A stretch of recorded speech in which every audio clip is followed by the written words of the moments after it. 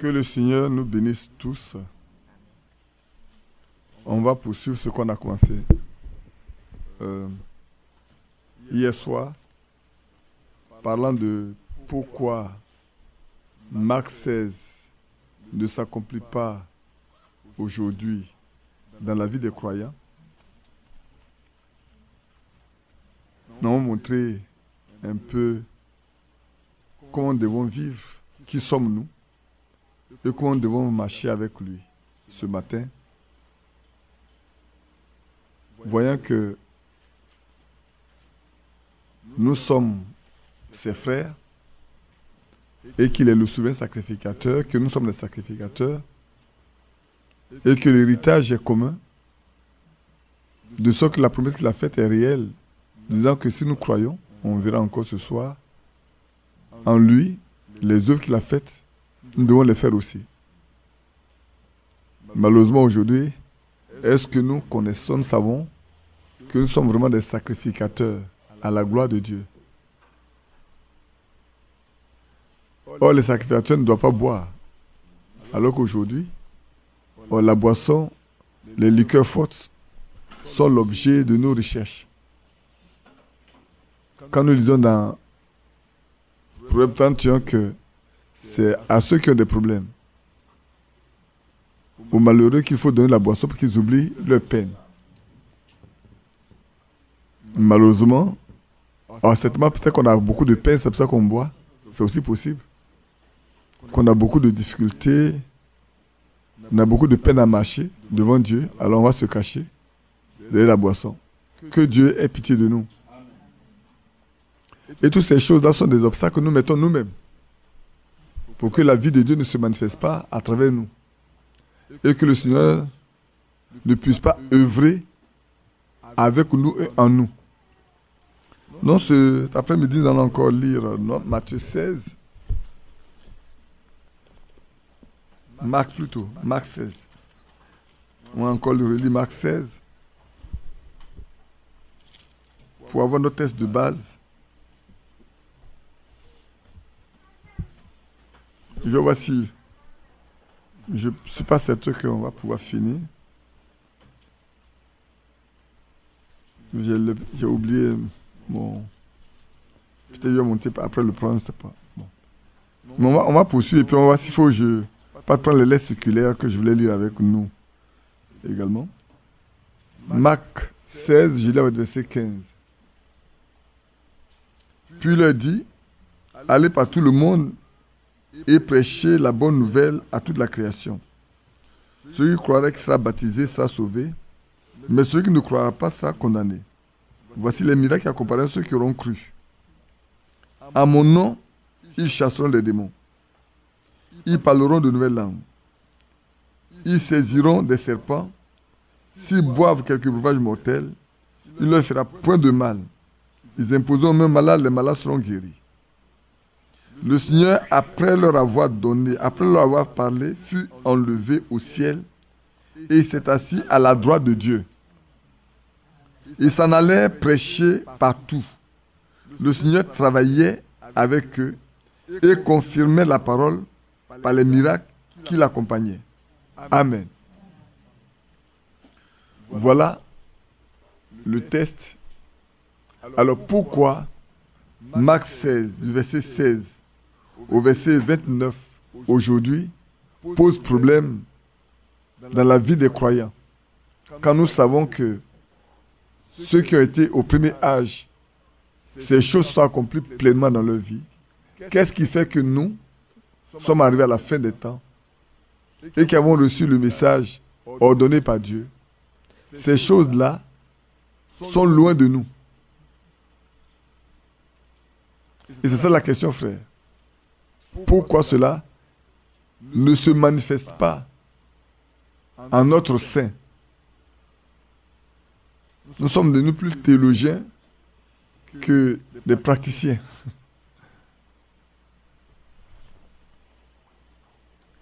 Je disais, aujourd'hui on peut dire, on est au message. Est-ce que cela suffit pour accomplir, pour que Marc 16 s'accomplisse dans notre vie? Être du message. Permettez-moi de monter. Je vais lire les lettres circulaires avec vous. Permettez-moi de monter. Vous qui êtes en ligne, excusez-moi. Que Dieu vous bénisse. J'aimerais lire quelque chose avec nous. Et j'aimerais que nous prêtions attention. C'est des choses assez importantes. Frère Franck dit ceci à la page 6. Je lis à la page 7 également. Ceci est mon devoir devant la face de Dieu Tout-Puissant, de vous dire la pure vérité. Si quelqu'un pense pouvoir réfuter la Bible avec les prédications de Frère Branham, je lui dirai franchement qu'il a mal compris le prophète envoyé de Dieu. Amen. Voilà les choses qui, aujourd'hui, font que beaucoup de choses nous manquent. Il continue, la parole de Frère Branham, disant que celui qui a véritablement reçu le Saint-Esprit croit la parole révélée par Dieu pour ce temps, mais bien connue. Mais plus loin, il dit aussi, il y a deux groupes qui sont issus de chaque message. L'un croit seulement avec son intelligence et l'autre en la révélation par le Saint-Esprit. Ici, c'est de savoir, nous croyons par quoi. Parce que quand on lit dans Marc, le mot croire est important. Dans ce passage, le Seigneur dit, celui qui croira, d'abord celui qui croira et qui sera baptisé sera sauvé. Mais celui qui ne croit pas sera condamné. Et puis ensuite il dit, voici les miracles qui accompagnent ceux qui auront cru. Le mot croire ici est important. Vraiment, nous croyons quoi en réalité aujourd'hui? Nous croyons en quoi aujourd'hui? Quel est l'objet de notre plaisir aujourd'hui? De quoi vivons-nous aujourd'hui? À ces réponses, correspondra exactement ce qui se passe aujourd'hui. Avant de continuer, je vais pousser encore. Je désire accomplir consciemment mon ministère. Et c'est pour cela que je vais publier tout le conseil de Dieu afin que tous aient la possibilité de rechercher la face de Dieu dans la prière. Ils pourront alors recevoir la parole de vérité et expérimenter le baptême du Saint-Esprit pour être sanctifiés et revêtus de la puissance du Saint-Esprit afin de pouvoir attendre la venue de Jésus-Christ. Jésus-Christ est le même hier, aujourd'hui et éternellement. Aujourd'hui, frères, si dans nos églises, nous ne recevons pas la pure parole de Dieu, nous nous attendons parce que Dieu, le Seigneur se manifeste. Ce n'est pas possible. Parce que ici, peut-être je reviens là-dessus, je lirai également des Hébreux, vous allez voir après. Je dois terminer complètement ce soir. Je ne voulais pas parler longtemps. Il est quelle heure? Il est 16h33. Si à 17h30, on peut arrêter. On peut arrêter, on va revenir là-dessus, puis terminer, si c'est possible. C'est important, j'aimerais qu'on fasse très attention, puisqu'on est tellement calé sur le message, dans tout son sens, et que si on ne fait pas attention, on va laisser la parole de Dieu de côté complètement. C'est vrai qu'aujourd'hui, il y a 3 groupes de personnes dans ce message. Il y en a qui ne croient que ce que Franck dit, il y en a qui ne croient que ce que Frère Branham dit, et il y en a qui veulent être croyants. Ils se fondent sur la Bible, sans ignorer ce que Frère Franck dit, sans ignorer ce que Frère Branham dit. La fois dernière, je vous ai dit, cherchez la bouche, la lettre circulaire, j'ai oublié de prendre ça pour vous. Être assis dans la chair de Moïse, être assis dans la chair de Paul, être assis dans la chair de Frère Branham, aujourd'hui être assis dans la chair de Franck. Tous ces groupes-là ne peuvent pas voir Dieu agir dans leur vie, ce n'est pas possible. De même qu'auparavant, ceux qui avaient marché avec Moïse, qui n'ont pas compris Dieu, qui sont attachés à Moïse, n'ont rien reçu, ils n'ont rien vu. Parce que Moïse a été un obstacle pour eux. Moïse même a été un obstacle pour eux. Au point où l'emploi lui dit, es-tu le seul? Au milieu de nous, beaucoup parlent en langue. Beaucoup prophétisent. Tu n'es pas le seul. Mais ils ont oublié que pour qu'ils arrivent au stade où ils sont parvenus là, il y a un que Dieu a choisi. C'était Moïse. Ce n'est pas eux. Pour qu'ils arrivent là où ils sont là. Pour qu'ils puissent quitter l'Égypte. Traverser la mer Rouge. Et arriver dans le désert pour aller à la frontière de Kadesh Barnea. Il y a un. C'est vrai. Aujourd'hui, il est temps pour nous également de faire très attention. De tourner nos regards vers le Dieu Tout-Puissant. De nous attacher à ce Dieu-là. Les hommes passent, mais Dieu demeure éternellement. Et poursuit. Ils pourront alors recevoir la parole de vérité et expérimenter le baptême du Saint-Esprit. Celui qui veut savoir de quelle manière le Saint-Esprit opère efficacement après la restauration de l'Église n'a besoin que de lire les Actes des Apôtres. Amen. Aujourd'hui, si vous voulez voir dans votre vie comment faire pour que Dieu agisse comme il agit dans les actes là, vous, dans la vie des apôtres, vous devez regarder dans les Actes des Apôtres. C'est pour ça que Frère Branham prend, il dit toujours, j'ai prêché comme Paul a prêché. J'ai prêché à la manière de Paul. Parce que Paul fait partie des apôtres. Et les Actes des Apôtres nous instruisent aujourd'hui. Pourquoi alors, frère? Répondons à la question, hein, pour nous-mêmes. Pourquoi Marc 16 ne s'accomplit-il pas dans ma vie? Est-ce que j'ai cru? Je vais vous donner l'essentiel, on va terminer en même temps cette explication. Quand on va dans Matthieu 17,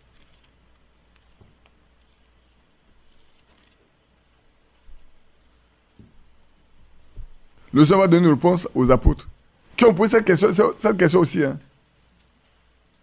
de 9 façons. Vous savez que le Seigneur est descendu avec Jean et Pierre de la montagne de transfiguration. On lui a envoyé un enfant épileptique. Et les autres disciples apôtres qui étaient là n'ont pas pu le chasser, ce démon-là.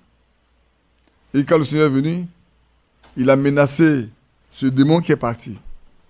Alors, verset 19, les disciples s'approchèrent de Jésus et lui dirent, en particulier, pourquoi n'avons-nous pu chasser ce démon? On a toujours chassé les autres démons. On a prié pour les malades. Ils ont été guéris. Mais pourquoi ce démon en particulier, il n'a pas été possible que nous le chassons? La réponse était claire, sans aucun nombre de doutes. Il dit, c'est à cause de votre incrédulité. Parce que vous ne croyez pas. Parce que vous ne croyez pas. Le dit Jésus. Je vous le dis en vérité. Si vous avez la foi, comme un grain de sénévé, vous direz à cette montagne, transporte-toi d'ici, là, et elle se transporterait. Rien ne vous serait impossible. Rien ne vous serait impossible. Frère, rien ne vous serait impossible. Vous vous souvenez quand le frère Branham est parti chez cette jeune dame atteinte de la tuberculose, où il lui a dit, est-ce que tu as la foi? Il dit, elle a la foi. Il dit, mais il faut faire bouger la lame qu'elle a là. Elle dit, mais ça c'est du spiritisme. Il dit, mais c'est pas du spiritisme. Si les spirites peuvent se concentrer sur un verre d'eau et le faire exploser, que ne peuvent-ils pas faire ceux qui ont la foi? Frères, sœurs, que ne peuvent pas faire que quelqu'un qui dit « Je crois dans le Dieu Tout-Puissant. Je suis le fils du Dieu Tout-Puissant. Je suis héritier du Dieu très haut. Je marche avec le Dieu très haut. » Y a-t-il quelque chose qui soit impossible à notre Dieu? Frère, c'est parce que nous ne croyons pas. C'est parce que nous ne marchons pas comme le veut ce jour. Parce que nous n'observons pas la parole de Dieu comme il est exigé de le faire aujourd'hui. Tout le modèle nous a été donné, frère. Ce que les gens n'ont pas pu faire, Dieu l'a fait à notre temps. Mais pourquoi sommes-nous devenus si moches, comme des poules mouillées, incapables? Nous avons seulement le verbe. Nous savons parler. Mais pourquoi? Le matin, on en a parlé. Parce que la médisance est dans notre bouche. La calomnie est dans notre bouche. La méchanceté est dans notre cœur. N'est-ce pas? Je finis de lire ça, puis. Dans les Saintes Écritures se trouve la norme établie une fois pour toutes valable pour l'Église du Nouveau Testament, Dieu n'a pas seulement établi les 5 ministères dans l'Église, mais en plus de cela, par la révélation de l'Esprit, il a confirmé quelques-uns dans les églises. Est-ce que Dieu confirme les ministères au milieu de nous? Aujourd'hui, c'est le copinage dans les églises. On prend des gens pour venir au service par amitié. Parce qu'on se connaît. Parce que celui-là ne peut pas s'opposer, il ne peut rien dire. Et on est amis. C'est entre amis. Mais voilà pourquoi on souffre. C'est entre parents. Voilà pourquoi on souffre. Au point où, pour combler ce déficit, il y a des hommes qu'on appelle des hommes de Dieu qui sont obligés d'aller signer des pactes avec les démons.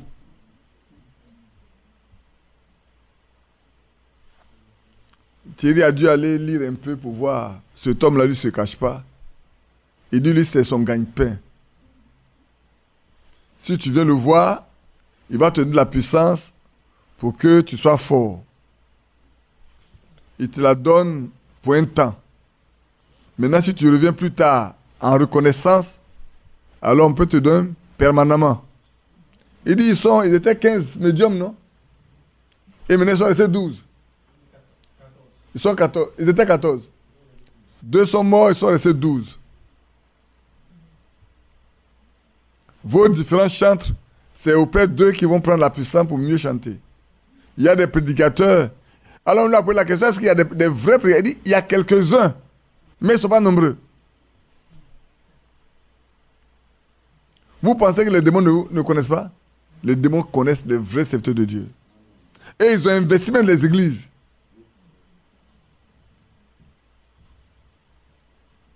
Frère, le temps est arrivé où chacun de nous doit savoir avec qui il marche.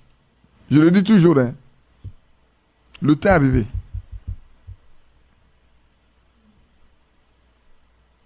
Être sorti de ton église, de ta famille, pour venir à ce message ne suffit pas. Il y a un autre élément, je le lis également pour montrer que c'est tellement mauvais.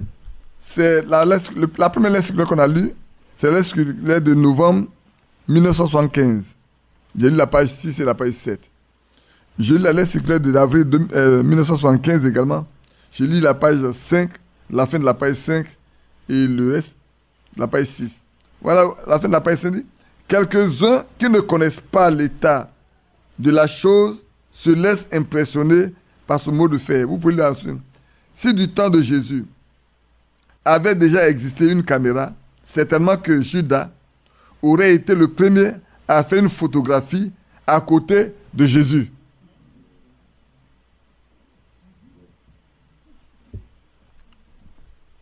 Mais c'est ça. Hein? Autant on en a parlé de Frère Branham, il y en a qui ont fait des photos de Frère Branham pour faire le... Autant il y en a qui sont avec Frère Franck aujourd'hui pour faire leur propre image. Moi, on m'a demandé chaque jour de payer Frère Franck. J'ai dit, mais je vais appeler Frère Franck tous les jours pour faire quoi? Je le dis pour que ceux qui me l'ont demandé là, ils entendent. Si Dieu me connaît, que Frère Franck ne me connaît pas, c'est suffisant. Mais si Frère Franck me connaît, que Dieu ne me connaît pas, j'ai perdu mon temps. Entre les deux, il y a un choix à faire. Il faut connaître le ministère que Dieu a donné à Frère Franck, mais te faire connaître par Dieu. S'accrocher pour en faire l'apologie, c'est pas ça. Beaucoup sont assis dans la chair de Moïse. Ils n'ont jamais rien compris. Le Seigneur dit, vos pères sont morts. Et vous aussi, c'est vous qui bâtissez les tombeaux de ceux qui ont tués.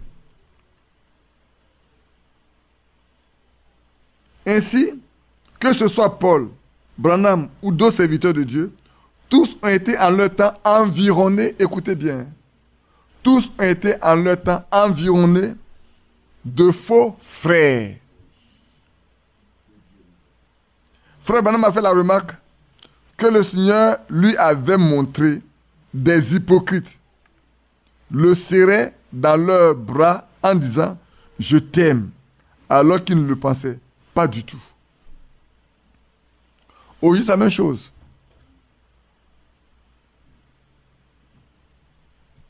Oui, c'est la même chose. Frère, ne vous fiez pas à ce qu'il vient vous dire. Frère, mon bien-aimé frère. Faites attention. Il y a plus d'hypocrites que de vrais. Faites attention. Hein.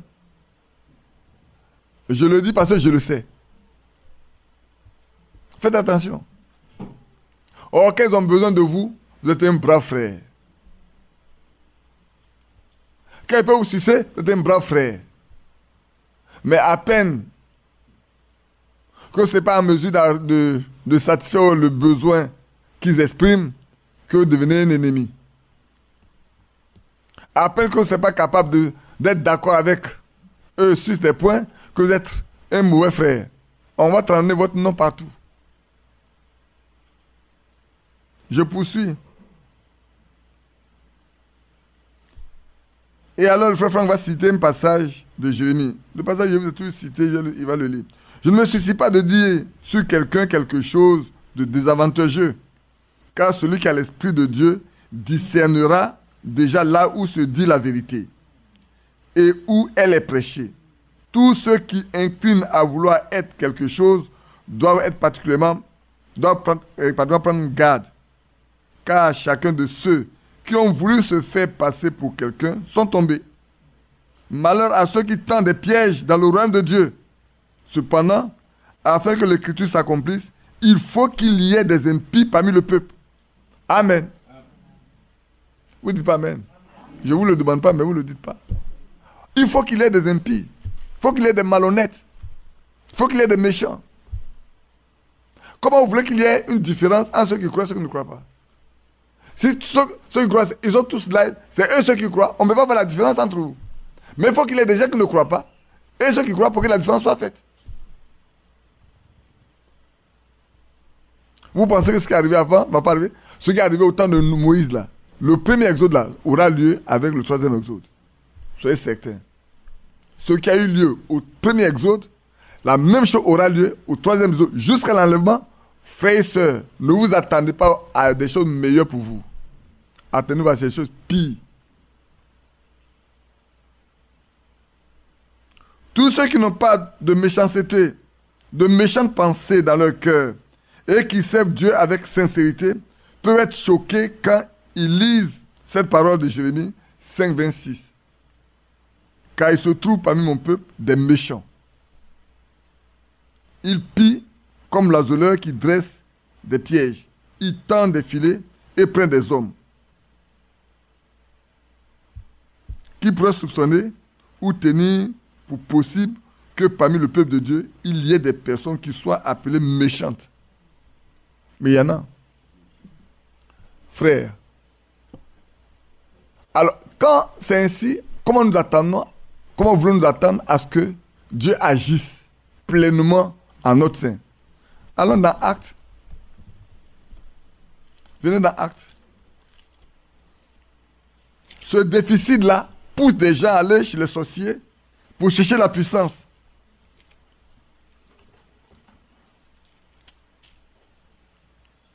Je ne vais pas couper. Je vais donner les points essentiels. Sinon, si on veut passer toutes les Écritures en revue, tout ce que j'ai noté, je pense qu'on a encore au moins 2 ou 3 dimanches devant nous. Mais je n'ai pas envie de couper.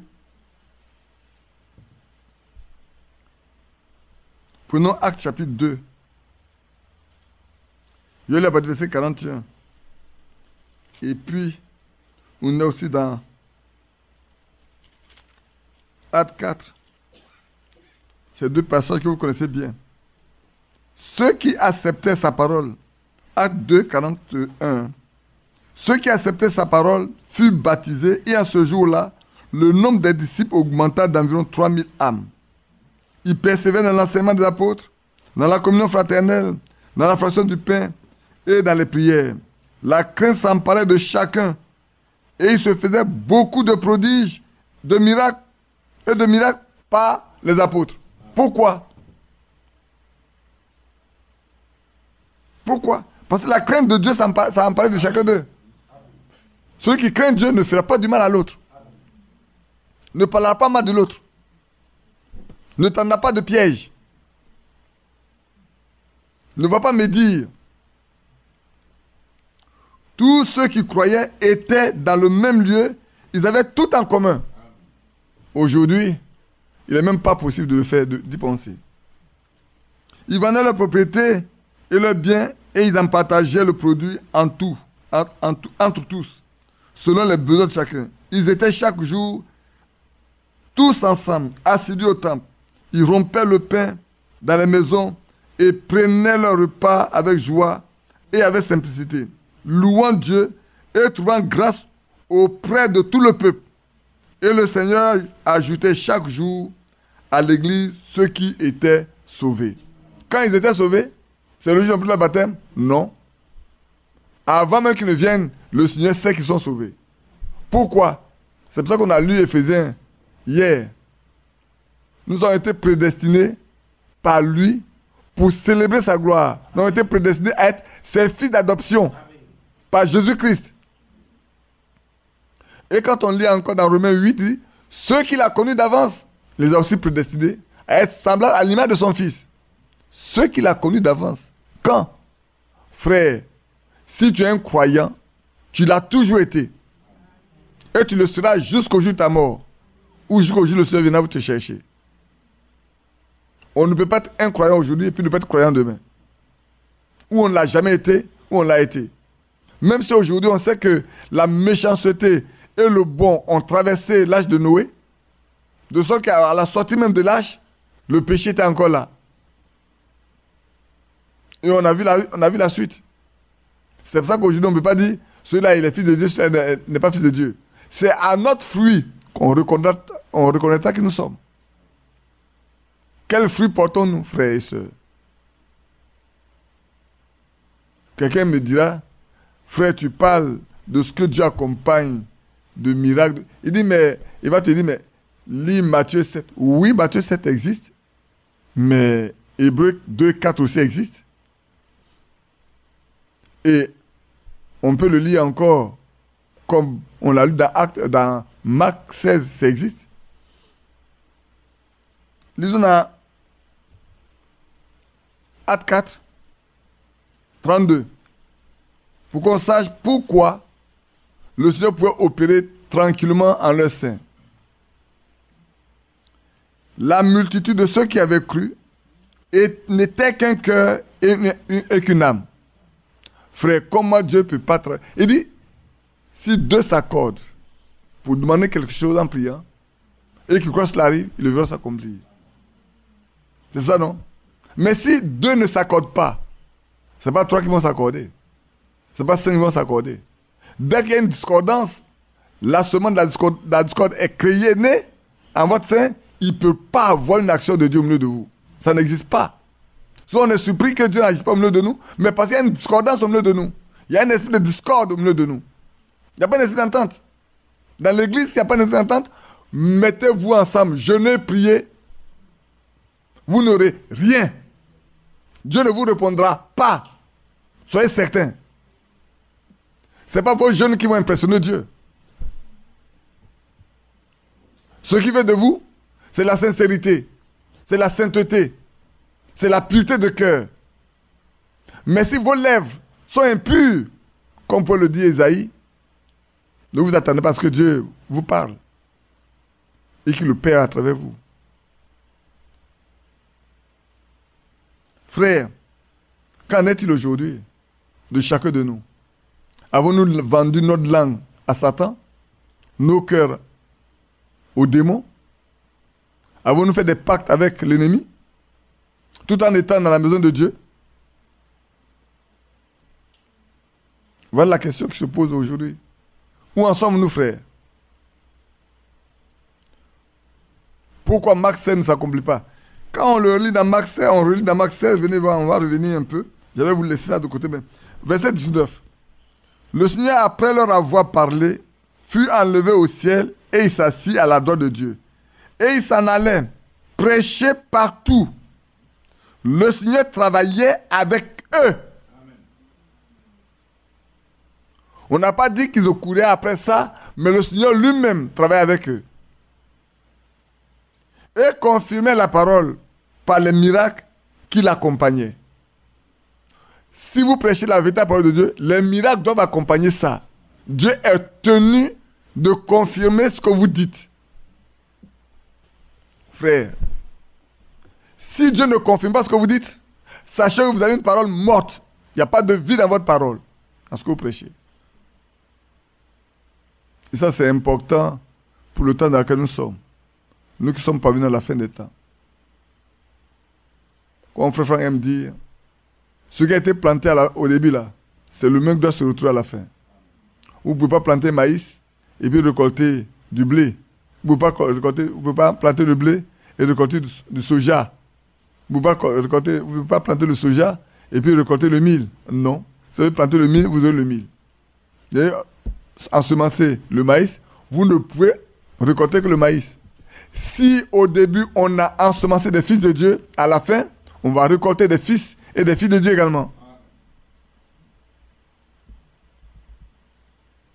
Si ce qui a transformé les autres est ce qu'elle prêchait, elle transformera également vous qui êtes à la fin. Pourquoi les autres ont été transformés? C'est parce que la parole de Dieu a été prêchée dans sa pureté. Il n'y a pas eu de confusion. Quand la confusion a commencé à naître, vous avez vu comment ça s'est passé dans les âges de l'Église. Vous le lisez dans les âges de l'Église. Mais au temps des apôtres, quand la confusion a commencé à se manifester, il n'y a que ceux qui prêchaient la vérité là, ce n'est pas eux ceux qui travaillaient. Si je me trompe, dites-le moi. Hein. Lisez les actes des apôtres. Quand la confusion a commencé à naître, il n'y a que ceux qui étaient, c'est pour ça que l'apôtre Paul pouvait dire, le Dieu que je sers, à qui j'appartiens.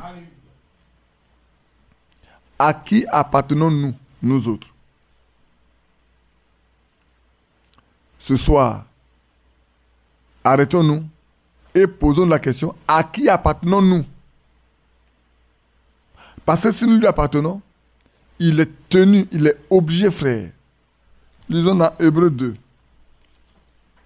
Comme ça, vous allez, même si je ne vais pas prendre le temps, mais je vais vous donner quelques passages pour que vous puissiez les examiner tranquillement à la maison. Priez.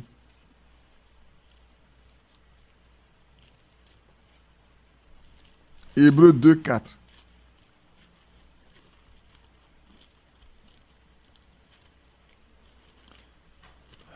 Hébreux 2, 4. Je vais lire simplement à partir du verset 1. Pour aller jusqu'au verset 4. C'est pourquoi nous devons d'autant plus nous attacher aux choses que nous avons entendues, de peur que nous ne soyons emportés loin d'elles. Car si la parole annoncée par des anges a eu son effet, et si toute transgression et toute désobéissance ont reçu une juste rétribution, comment échapperons-nous en négligeant un si grand salut? Le salut annoncé d'abord par le Seigneur nous a été confirmé par ceux qui l'ont entendu. Dieu, appuyant leur témoignage par des signes, des prodiges et divers miracles, et par les dons du Saint-Esprit distribués selon sa volonté. Nous comprenons? Voilà ce que le Seigneur a fait. Maintenant, arrêtons-nous. Pourquoi ces choses n'ont pas cours aujourd'hui? Oh, quelqu'un va dire, on attend le grand réveil. C'est vrai, le grand réveil va venir. Mais est-ce que tu sais au grand réveil? On aime ce que Dieu a fait avant. On connaît ce que Dieu va faire demain. Mais qu'est-ce que Dieu fait aujourd'hui? Est-ce l'a-t-il dit que il est seulement du passé, il est seulement du futur, il n'est pas du présent? Dieu l'a-t-il dit? Disons, répondez-moi. Dans Acte, il a dit, c'est pour tous ceux qui sont loin, annoncer grand nom que le Seigneur les appellera. Et pour tout le temps. Ce n'est pas pour un seul temps. Ce n'est pas pour un seul jour. Ce n'est pas pour une seule année. Ce n'est pas pour un seul siècle. Ce n'est pas pour une seule personne. Vous savez bien que pour que le mouvement Pentecôte ait lieu, il a fallu des gens qui sont vraiment préoccupés de savoir, au temps des apôtres, de telles choses se passaient. Pourquoi notre temps cela n'a pas lieu? Et comme ils sont très préoccupés, qu'ils passaient le temps à chercher ça, alors Dieu les a visités. Mais quand ils ont voulu devenir grands, ils ont quitté, alors la chose leur a échappé aussi. Frère, cela peut nous arriver à nous tous, hein, à tous les âges. Et nous sommes dans le dernier âge. Pourquoi Marc 16 ne s'accomplit pas? Maintenant, lisons dans... Vous avez noté ça, non? Vous allez étudier. Hein? Allons dans Jean 14. Jean 14, 12 plutôt. Prenons Jean 14, 12.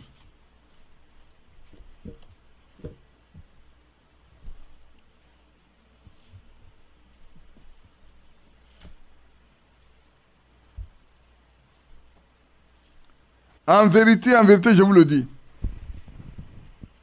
Celui qui croit en moi fera aussi les œuvres que j'ai faites. On s'arrête là d'abord. Celui qui croit en moi. C'est celui qui croit hein, en lui. Ce n'est pas tout le monde, frère. C'est seulement celui qui croit en lui. Celui qui croit en lui est obligé de pratiquer ce que lui a pratiqué. Celui qui croit en lui est obligé de vivre comme lui l'a vécu. De parler comme il a parlé. De conduire ses frères comme lui-même l'a conduit, ceux qui le suivaient. Frères, est-ce que nous croyons vraiment en celui dont nous avons l'habitude de parler? Et nous disons qu'il est notre sauveur, il est notre rédempteur, il est notre roi, il est notre chef, il est notre maître. Est-ce que nous croyons vraiment en lui? C'est pour ça qu'on a lu tout à l'heure. Rien n'est impossible à Dieu. Rien ne vous sera impossible si vous croyez. Dans Marc 17, on l'a lu, non? Si quelqu'un croit, rien ne lui sera impossible. Une foi comme le grain de sénévé. Une foi pure. Une foi saine. Une vraie foi. Rien ne lui sera impossible. Rien ne lui sera impossible. Frère, rien ne peut être impossible à un vrai croyant. Ce n'est pas seulement pour le passé. C'est pour aujourd'hui. Et j'en parle pour que chacun de nous se préoccupe de savoir qu'est-ce qui fait que ces choses ne s'accomplissent pas dans sa vie. Frère, quand nous mettons de l'ordre chacun de nous, quand chacun de nous verra ce qui fait obstacle, et quand on mettra tous, chacun à son niveau de l'ordre, vous verrez bien ce qui se passera. On n'a pas de foi à faire. Si on marche avec lui, il est toujours avec nous. Parce qu'il a promis. Il dit, je ne vous laisserai pas orphelin. Je vous enverrai le consolateur. Il sera avec vous, il sera même en vous. Si le consolateur est avec nous et qu'il est en nous, qu'est-ce qui peut être impossible à vous, frère? Le consolateur vit en vous. Vous faites un avec lui. Et ce que vous voulez faire, vous devez faire, c'est lui qui inspire cela.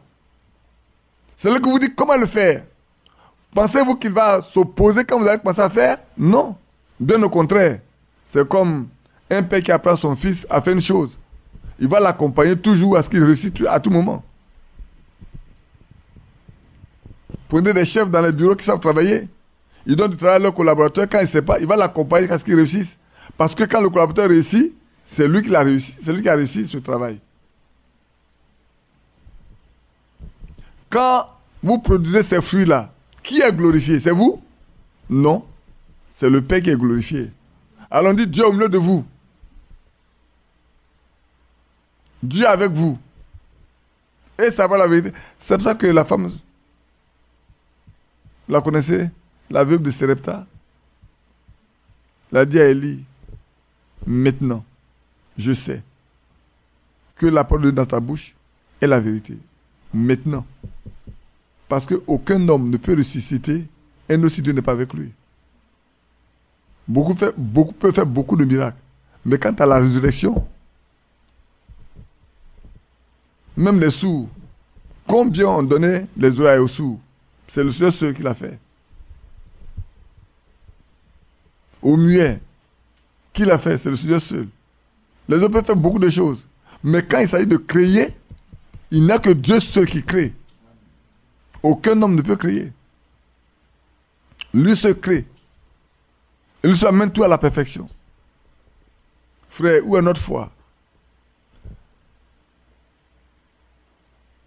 Marc 16 est assez important. Si quelqu'un croit et qu'il se fait baptiser, il est sauvé. Si celui ne croit pas, est condamné. Et à ceux qui croiront, voici les signes qui les accompagneront. Il dit, ceux qui croiront là, voilà les signes qui doivent les accompagner. Il n'a pas donné un seul, hein, pour qu'on dise, on se casse sur un. Il en a donné plusieurs. Voulez-vous qu'on regarde? On va les regarder. Prenez encore Marc 16, revenez en arrière. C'est le temps de prêter attention. Regardez bien en arrière. Revenez en arrière, frère. J'ai laissé beaucoup d'écritures. Je vais bien aller rapidement.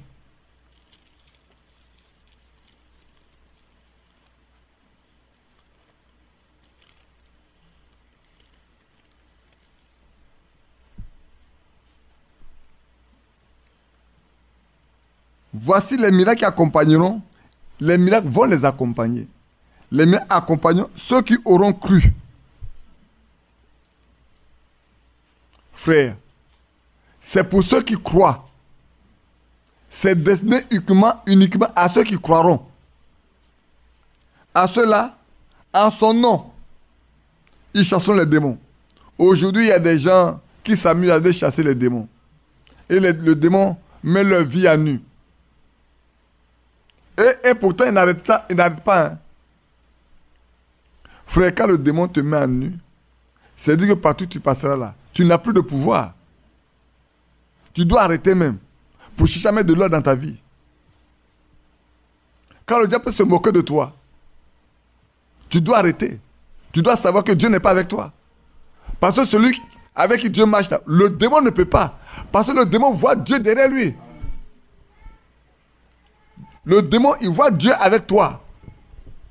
Il ne peut même pas s'opposer à toi. Il va plier les genoux. Mais si le démon peut se moquer de toi, s'il peut dénoncer ta vie, sache que tu dois t'arrêter. Tu es nu. Si un démon peut mettre ta vie à nu, quand tu seras devant Dieu? Quand un démon peut se moquer de toi, frère, où iras-tu devant Dieu? Tu n'as même pas de place devant lui. Si un démon, un homme possédé du diable peut se moquer de toi, tu dois arrêter. Tu dois reconnaître que Dieu n'est pas avec toi. Parce qu'il n'y a pas de modèle dans la Bible.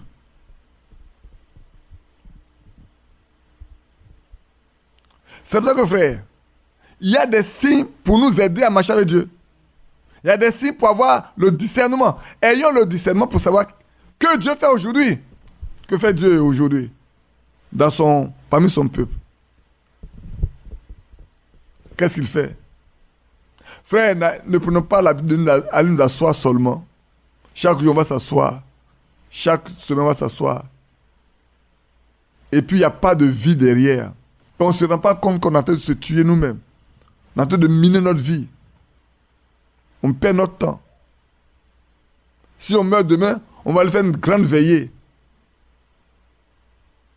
Sans jamais donner l'assurance à ceux qui sont là pour que, dans celui-là, il va vraiment au ciel. Vous savez, une année, il y a quelqu'un qui disait, oh, votre frère là, voilà que mes vies. Oh, nous, on a dit, hop, vous aimez trop raconter des choses sur les gens. Vous aimez raconter des choses sur les gens.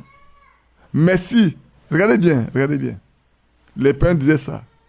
Si la personne mourait à ce moment-là, nous, on a dit à notre frère décédé, on va faire de grandes veillées. N'est-ce pas? Mais les gens vont se moquer de vous. Vous allez rendre de bons témoignages. Ils sont à côté de eux. Comme ils sont bêtes, ils ne voient rien du tout. Ils croient que celui-là, c'est un croyant. Ce n'est pas un chrétien. Ils ne savent même pas comment il vit. Bien-aimés frères, ouvrons les yeux. Vous qui m'écoutez en ligne, ouvrez vos yeux. Regardez. C'est les signes qui accompagnent ceux qui croient. Si ça n'accompagne pas eux, que c'est le contraire qui se produit, ayez peur. Fuyez ce lieu. Pour votre âme, votre salut, fuyez. Parce que vous êtes en communion avec les démons. Si quelqu'un prêche et que le démon n'a pas peur de lui, mais c'est qu'il cohabite avec le démon. Ça, ce matin, quand je prêchais, il y a une roussette qui a commencé à survoler. Je me suis arrêté pour voir où il va venir s'asseoir. Quand j'ai dit ça, Jean-Marie s'est mis à rire. Il savait, nous deux, on parlait un langage bien codé. Je l'ai regardé jusqu'à ce qu'il se trouve son chemin, puis il sort. Il dit, il a trouvé son chemin. Il sait qu'il n'a pas de place. Il n'a pas pu arriver à la chaire. Il tourne, je ne sais plus pas. Il tourne, il va tourner, puis il ne vient pas. Je pensais qu'il allait monter à la chaire pour me trouver là. Mais il n'a pas pu monter. Après, il a trouvé sa porte, il est parti. Les démons savent ce qui se passe. Prenez garde. Les démons voient ce que vous faites. Que la vie de Dieu soit pleinement en vous.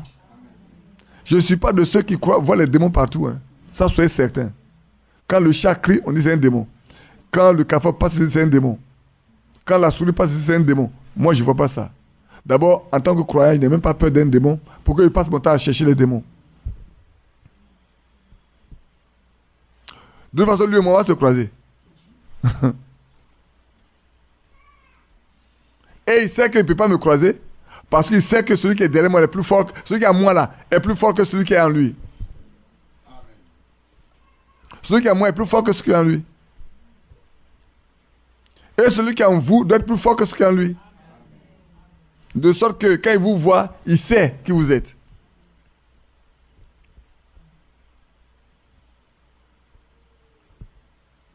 Ne pensez pas que les gens ne poussent pas, les démons ne poussent pas des insectes, des animaux à venir. Non, ils peuvent le faire. C'est vrai. Mais on n'a pas peur de quel que soit ce que le démon enverra, moi je n'ai pas peur. Je sais celui avec qui je marche. Avant que le démon ne soit, le Seigneur existait. Il vivait déjà. Donc ce n'est pas lui qui est plus fort. Ce n'est pas lui qui est tout puissant. Même s'il est puissant, il n'est pas tout puissant. Moi, j'ai le Tout-Puissant avec moi. Et que le Tout-Puissant soit avec vous, dans votre vie. Pour qu'il soit avec vous, frère, vous devez vivre sa vie. Croire en lui. Et je poursuis. Voici les miracles qui accompagneront ceux qui auront cru. C'est un accompagnement, frère. Vous n'avez pas d'effort à faire. La preuve que, frère, vous êtes des fils et des filles de Dieu, c'est que ces choses vous accompagnent.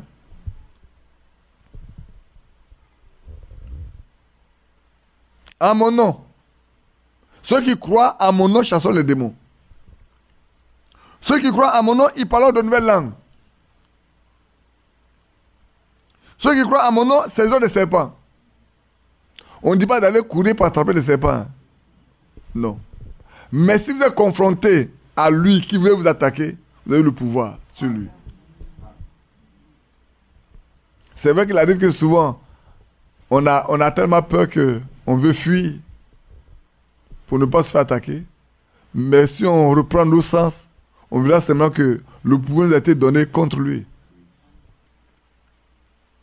S'ils boivent quelques breuvages mortels, frère, vous savez aujourd'hui, on cherche à empoisonner tout le monde.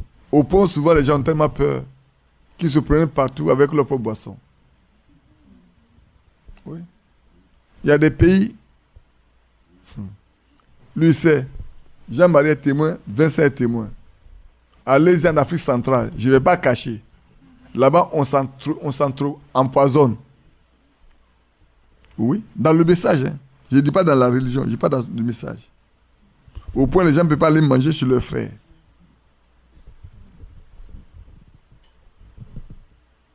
Quelle vie chrétienne. Pourtant, on a écrit Marc 16, que même si on vous empoisonne, il n'y a pas d'effet sur vous. Je vais chez ma fille, quand elle va me dire, non ma fille, ça va, j'ai déjà bu de l'eau. En fait, la pensée qui est derrière, qu'est-ce que tu as mis dans ton verre et puis elle me donne de l'eau à boire. Oui. Voilà, Vincent est là. Hein. Vincent, Adèle, en bas Adèle aussi. Vincent et sa femme Adèle ont fait là-bas. Lui et sa femme aussi ont fait là-bas.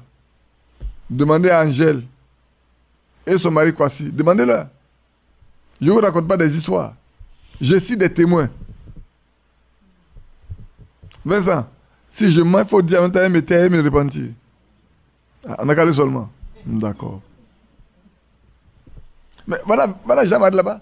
Une soeur a dit à frère Jean-Marie, à sa femme, mon mari là, c'est chez vous seulement qu'il mangera jusqu'à ce qu'il quitte le pays. il ne peut pas aller manger nulle part ailleurs. Ils étaient choqués, puis ils ont compris pourquoi. Plus tard. Non, c'est chez eux seulement.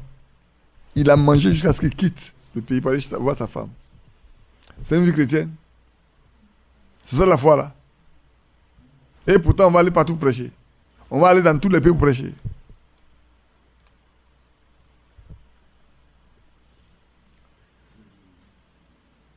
Ils imposeront les mains aux malades et les malades seront guéris. Ils s'en allaient prêcher partout. Le Seigneur travaillait avec eux. Amen. Qui peut travailler avec qui s'ils ne sont pas des associés, des collaborateurs? Le patron, il travaille toujours avec ses collaborateurs. Le Seigneur travaille avec ceux qui lui appartiennent. Il ne travaillera jamais avec celui qui est dans la main de l'ennemi. Moi, je n'ai jamais vu ça. Dieu n'a jamais travaillé avec celui qui est destiné à la perte. Quelqu'un me dit Judas. Judas, le Seigneur a dit qui il est. Le Seigneur a dit qui il est. Et par les fruits que Judas portait, si en ce temps les gens comprenaient, ils allaient comprendre que Judas n'est pas de leur. Par les fruits qu'il portait. Aujourd'hui, par les fruits que nous portons, vous devez discerner qui marche avec Dieu. Les fruits prouvent qui nous sommes. De quel arbre sommes-nous? Sommes-nous des orangers, des pamplemousses, des mandariniers, des pommiers, des manguiers? Ou qui sommes-nous? Des ronces? Mais les fruits que nous portons doivent vous permettre de nous identifier correctement. Maintenant, si on a fait un effort pour nous greffer sur le livre franc, aussi vous verrez bien ce que c'est. On ne produira jamais ce qui est de livre franc. Hein. On produira ce que nous sommes. On prendra sa vie, mais nous produisons ce que nous sommes. Je ne sais pas si vous comprenez. Si c'est un oranger qu'on a greffé, vous allez produire des oranges. Mais si c'est un autre agrume, quand tu as sa propre branche, il produira ses propres fruits. Alors on peut reconnaître quel type de branche on a greffé dessus. Votre vie prouve qui vous êtes. Ne criez pas. Ne crions pas, frère. Ne sautons pas trop. Notre vie prouve ce que nous sommes. C'est pour ça que tu ne peux pas travailler avec nous. Pourquoi Max ne s'accomplit pas? Parce que nous sommes des incroyants. Nous sommes des incrédules. Nous sommes des méchants. Nous sommes dans la main de Dieu, mais nous ne sommes pas des fils de Dieu.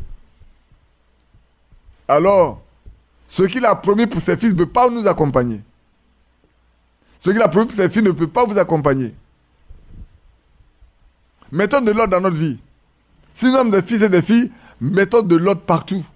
Et nous verrons bien si le Seigneur n'agira pas avec nous. Le Seigneur travaillait avec eux et confirmait la parole par les miracles qui l'accompagnaient. Les miracles accompagnaient la parole qu'ils apportaient. C'est eux qui le faisaient? Non. C'est l'œuvre de Dieu. C'est l'Esprit de Dieu qui agissait à travers eux. Frères, que Dieu nous aide. Nous sommes arrivés à la fin des temps où ces choses doivent être vraiment dites, clairement dites, pour permettre à chacun de nous de savoir avec quel pied doit danser, comme on aime bien le dire. Ce n'est pas le temps de former un groupe, de faire une association. Ça ne produit rien du tout. Soyons des fils et des filles à la gloire de Dieu, à l'image de Christ. Je lis avec vous le Romain.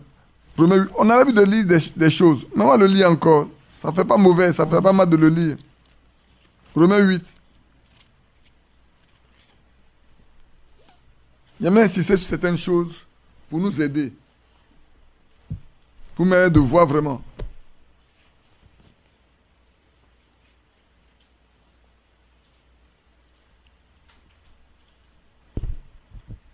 Car, le verset 29, ceux qu'il a connus d'avance, il les a aussi prédestinés à être semblables à l'image de son Fils.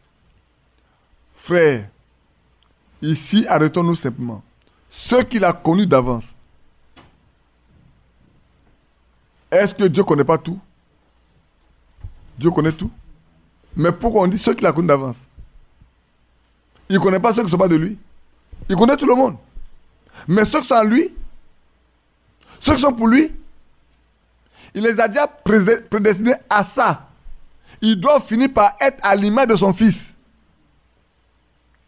Vous devez l'être. Nous devons l'être. Si nous sommes de lui, nous devons être semblables à Christ. On ne doit pas être différent de Christ. Puisqu'il nous appelle ses frères. On a lu hier, non? Dans Hébreu. Nous sommes ses frères. Nous sommes sanctifiés par lui. Et avec lui, nous sommes issus du Père. Et dans Jean 10, 30, il dit, je suis. Le Père et moi sommes un. Je lisais ça ce matin. Et alors je me suis mis à regarder. J'ai dit, c'est vrai. C'est vrai. Jean 10, 30. Vous pouvez rester tranquille, je vais vous le lire. Si vous voulez vous noter, vous allez utiliser ça à la maison. Je vais vous le lire simplement. Jean 10, verset 30. Et 31, c'est vrai. C'est tellement réel. Je lis avec verset 29. Mon Père et moi, mon Père qui me les a donnés est plus grand que tous. Et personne ne peut les ravir de la main de mon Père. Moi et le Père, nous sommes un. Alors les Juifs prirent de nouveau des pierres pour le lapider. Jésus leur dit, je vous ai fait voir plusieurs bonnes œuvres venant de mon Père, pour laquelle me lapidez-vous? Les Juifs lui répondirent, ce n'est point pour une bonne œuvre que nous te lapidons, mais pour un blasphème. Et parce que toi, qui es un homme, tu te fais Dieu. Frère, si nous sommes frères à lui, nous sommes quoi? Si lui est Dieu, nous sommes des petits dieux. Si lui est Dieu, nous sommes des petits dieux parce que nous sommes des frères. Et après ce niveau-là, frère, ce qu'il fait, il nous donne le pouvoir de le faire aussi. Parce qu'il a dit, ceux qui croient en moi là, ils feront les mêmes œuvres que j'ai fait parce qu'il m'avait au Père. Alors si ces œuvres ne s'accomplissent pas en nous, posons-nous la question, qui sommes-nous en réalité? Sommes-nous vraiment ses frères? Sommes-nous ses sœurs? Sommes-nous sortis du même Dieu? Parce qu'il est sorti de là. Et les Juifs ont tellement compris qu'on a dit, non, on ne te lapide pas parce que tu as fait de bonnes œuvres. Non, les œuvres, on en a besoin. On a vu les gens ressusciter, on a vu les gens, les aveugles voir, les muets parler, les boiteux marcher. C'est pas pour ça qu'on te lapide. Nous, on ne te lapide pas pour ça. Nous, on te lapide parce que tu blasphèmes. Tu sais pourquoi? Tu dis que tu es Dieu.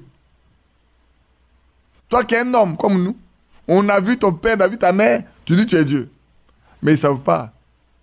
S'ils avaient vu ce que l'ange avait dit à Marie, ils seraient restés tranquilles. S'ils avaient compris les paroles que l'ange a répétées à Marie là, ils allaient rester tranquilles. On dit qu'il est le fils du Très-Haut. Maintenant, je vais vous fatiguer un peu. Je lis avec vous dans Isaïe 35. Comme vous êtes des fils des prophètes, vous aimez bien ce que les prophètes disent. Alors je lis avec vous Isaïe 35.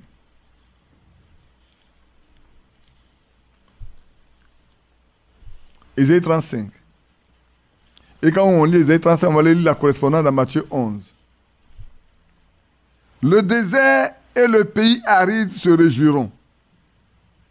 La solitude s'égayera et fleurira comme un assis.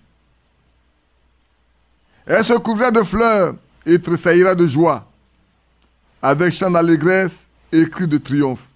La gloire du Liban lui sera donnée, la magnificence de Carmel et de Saron. Ils verront la gloire de l'Éternel, la magnificence de notre Dieu. Fortifiez les mains languissantes et affermissez les genoux qui chancellent. Dites à ceux qui ont le cœur troublé, prenez courage, ne craignez point. Voici votre Dieu. La vengeance viendra, la rétribution de Dieu.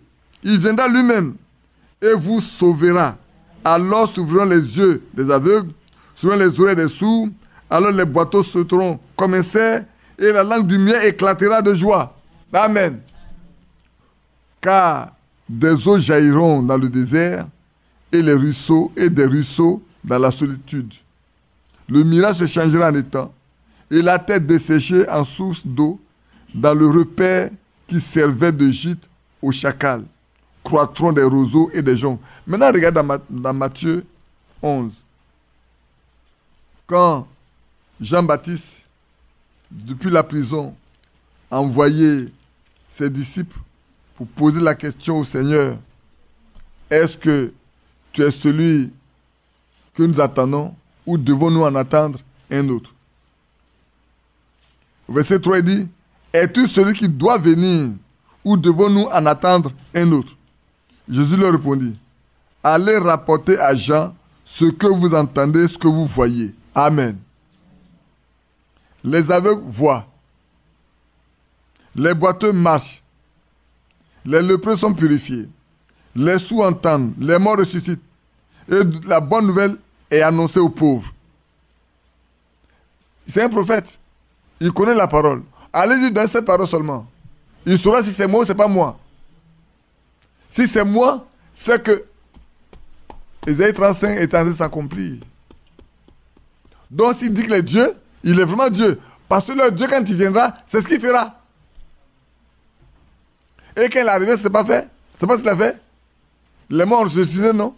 Les boiteux ont marché, les aveugles ont vu, les lépreux ont été purifiés, les sourds ont entendu, les muets ont parlé. Et Jean-Baptiste n'a plus rien dit d'autre. Il sait que lui, son temps est terminé. Que celui qui doit venir est là. Bien-aimés frères, s'il est Dieu et que nous sommes issus de lui, s'il est Dieu, que nous sommes ses frères, nous sommes des petits dieux. Et ce qu'il a fait doit se produire dans notre vie aussi. Si cela ne se produit pas, alors interrogeons-nous de deux manières. Quelle est notre source? D'où sortons-nous?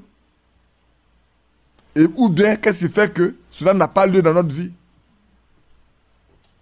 Parce que ce ne sont pas de lui, nous ne nous attendons pas à ce que ça se produise d'aucune manière. Mais sommes de lui, c'est que c'est nous qui sommes fautifs. Nous devons chercher la cause pour que, sortant de ces éléments-là, la porte soit ouverte et qu'il puisse agir avec nous. Et puisse œuvrer par nous. En prolongeant ces jours. Oh, c'est vrai, souvent on aime bien réciter certains versets. Mais le temps n'est pas venu de réciter des versets. Hein. Écoutez-moi bien. Vous qui m'entendez, écoutez-moi bien. Le temps n'est pas venu pour réciter des versets. Le temps est venu pour vivre les versets. De voir les versets s'accomplir dans la vie. Si Dieu t'a envoyé, ceux qui ont été envoyés auparavant là, Dieu a agi dans leur vie. Si Dieu t'a envoyé également aujourd'hui, il doit manifester la même chose. Si ça ne se manifeste pas, arrête-toi. Tu es un imposteur. Voilà pourquoi il y en a qui vont voir des sorciers, des marabouts, pour chercher la puissance, pour effrayer des gens. Mais ça ne durera pas. Hein. Un jour, ça va s'arrêter. Vous savez, un jour, vous connaissez Simeon, non? Le magicien. En Samarie. Il a tellement impressionné tout le monde par les fruits de sa magie. Mais un jour, ça doit prendre fin. Le jour où Dieu s'est présenté là, le magicien contre le vrai serviteur de Dieu, qui a triomphé? Le magicien a baissé la tête. Il a plié les genoux. Au point, il est parti solliciter qu'on lui donne aussi les moyens d'imposer les mains aux gens pour leur donner le Saint-Esprit. En voulant acheter Dieu avec de l'argent. Il n'a que de l'argent, il n'a que le désir de l'amour, il n'a que l'amour de l'argent dans son cœur. Tout ce qu'il peut faire pour avoir de l'argent, c'est ça qui l'intéresse. Que Dieu nous aide, frère. L'amour de l'argent est une cupidité. C'est une idolâtrie. Je ne vous dis pas de ne pas chercher l'argent. Je te le dis. Je ne vous dis pas de ne pas travailler. Je n'ai jamais dit à quelqu'un. Là où vous êtes là, soyez prêts simplement. Faites bien. Mais sachez que l'argent se fait des ailes.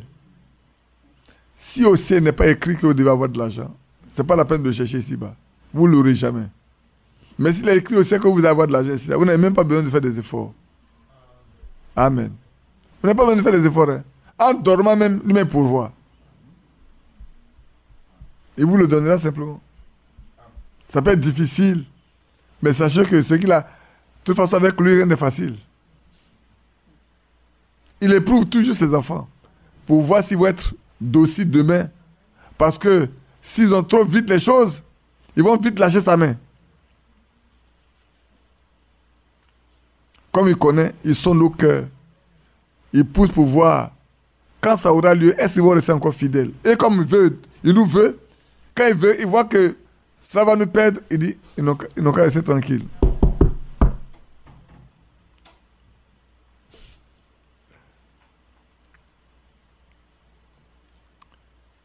Il nous connaît, il nous aime, et il ne veut perdre personne.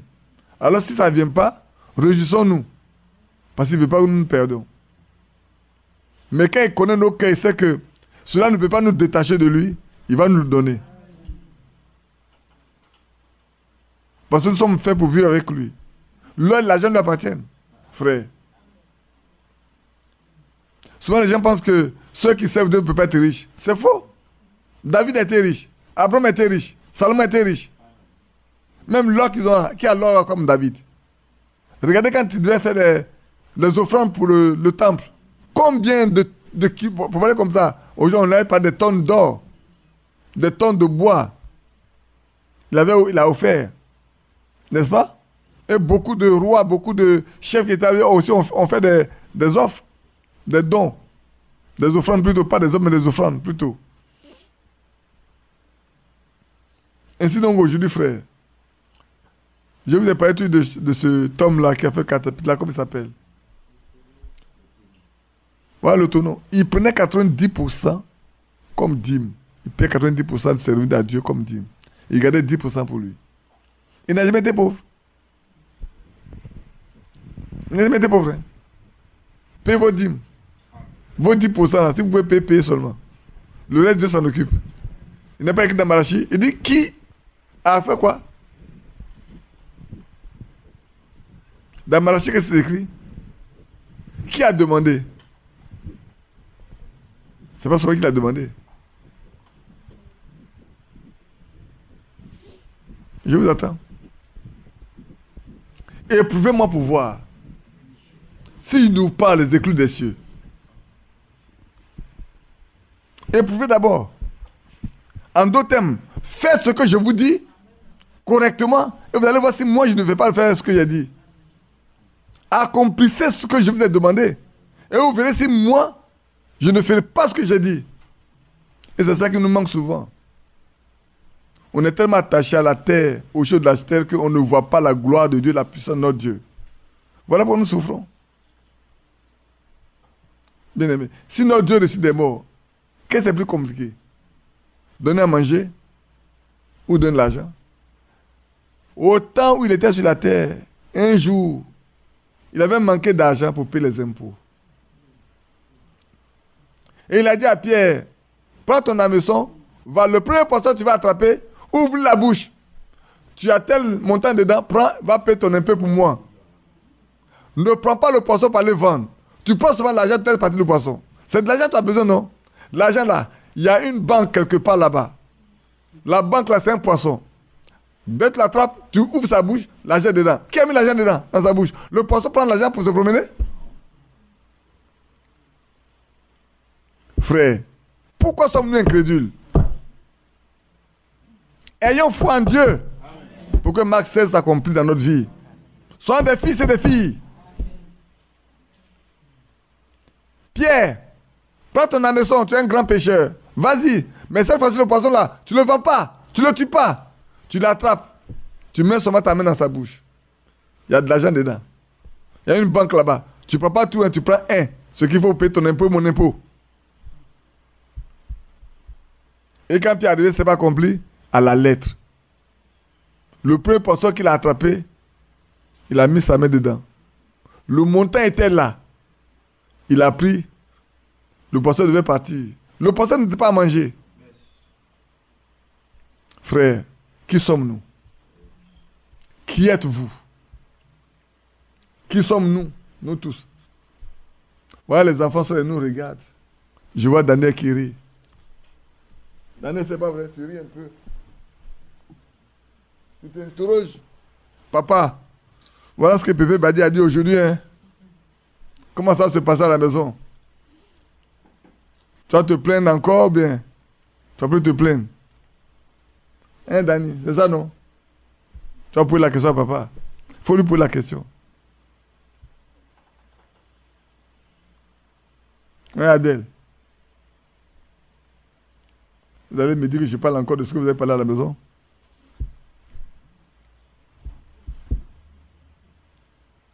Hein, Vincent? Quand ils vont les enfants ont entendu, hein? Quand ils vont te poser la question, quand Rachel va te poser la question, qu'est-ce que tu répondras? Soyons des fils, frère. Le temps est venu de devenir des fils pour manifester la nature de Dieu à nous. C'est aujourd'hui, hein, frère. C'est pas demain. Ne reportez pas à demain. Cette nuit, vous rentrez chez vous là. Restez là jusqu'à ce que on réponde vous soit donné. Alors quand le jour va se lever, vous direz, Seigneur, je marche avec toi. Quand les obstacles viendront, tu dis, montagne, j'ai déjà fait l'expérience. Le prix était déjà payé, toi, déplace-toi simplement. Vous savez comment est-ce que mon frère Badou qualifiait les problèmes? Quand on était encore étudié, dit, les problèmes hein, sont comme des murs. Il faut être capable de déplacer le mur et le problème va partir. Il faut déplacer le mur, il faut le déplacer. Là où il est là, il bat le chemin. Or, tu dois passer. Il faut le déplacer, c'est tout. Aussi longtemps que vous n'êtes pas capable de déplacer le mur, votre problème subsistera. Parce qu'il y a une barrière. Il constitue une barrière pour vous aujourd'hui. Or, vous êtes fils de Dieu. Est-ce qu'un jour quelque chose s'est opposé à Dieu? Ou bien vous êtes des enfants de Dieu, vous êtes des dieux, ou vous ne l'êtes pas. Ce n'est pas la réponse que le Seigneur a donnée aux disciples, à ceux qui sont venus pour le lapider. Je vais le relire dans mon Marc, dans mon Jean 10 là. Je regarde un peu. Je crois qu'il y a un verset en bas là qui. Il y a un verset juste en bas que je vais regarder.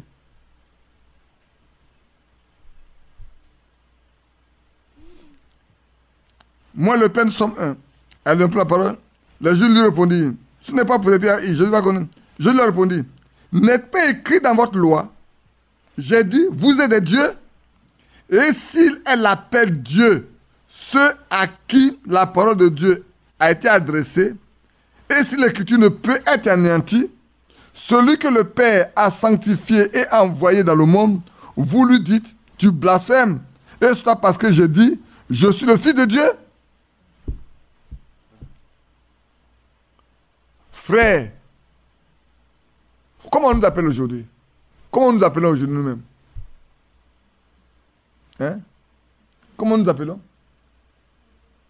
Comment? Parle fort. Des chrétiens. Non, c'est pas ce que je veux. Comment nous appelons aujourd'hui? Comment?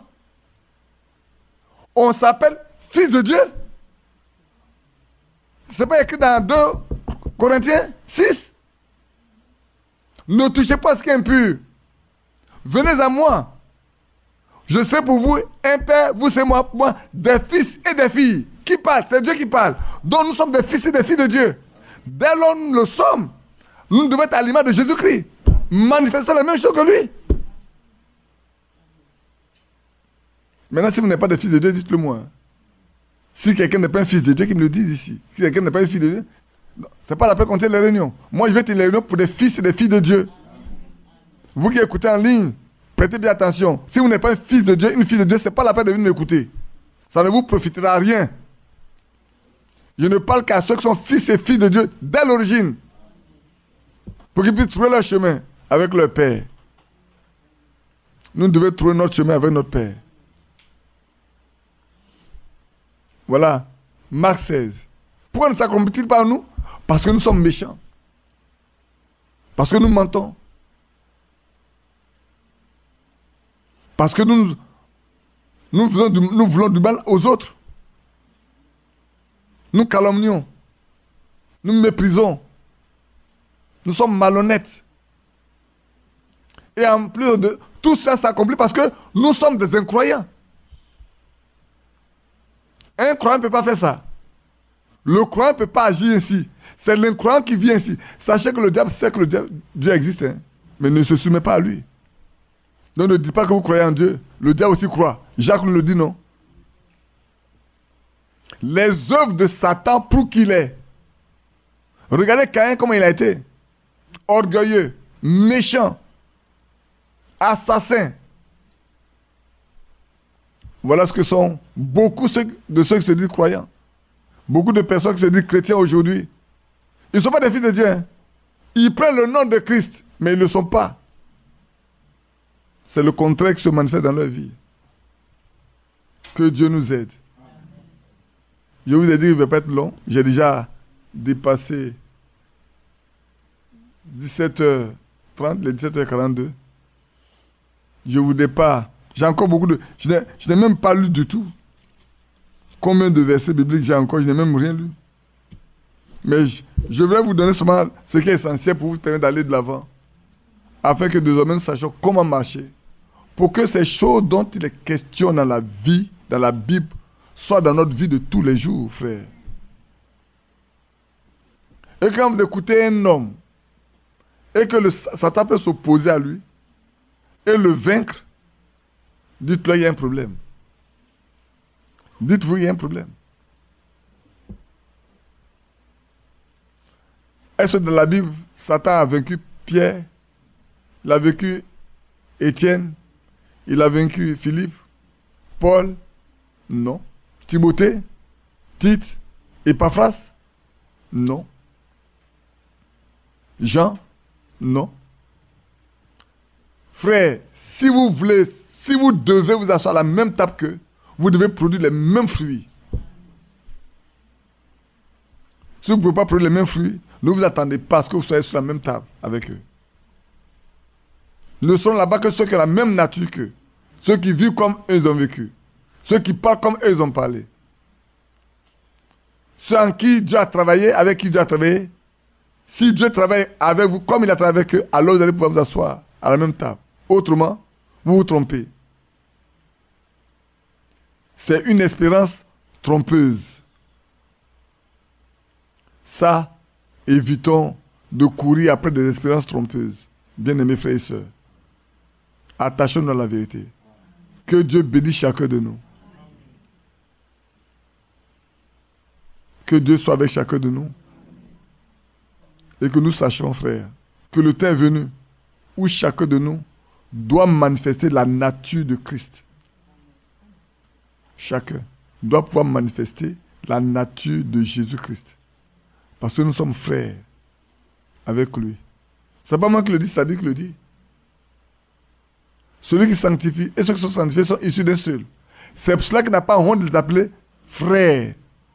Que Dieu soit avec chacun de nous.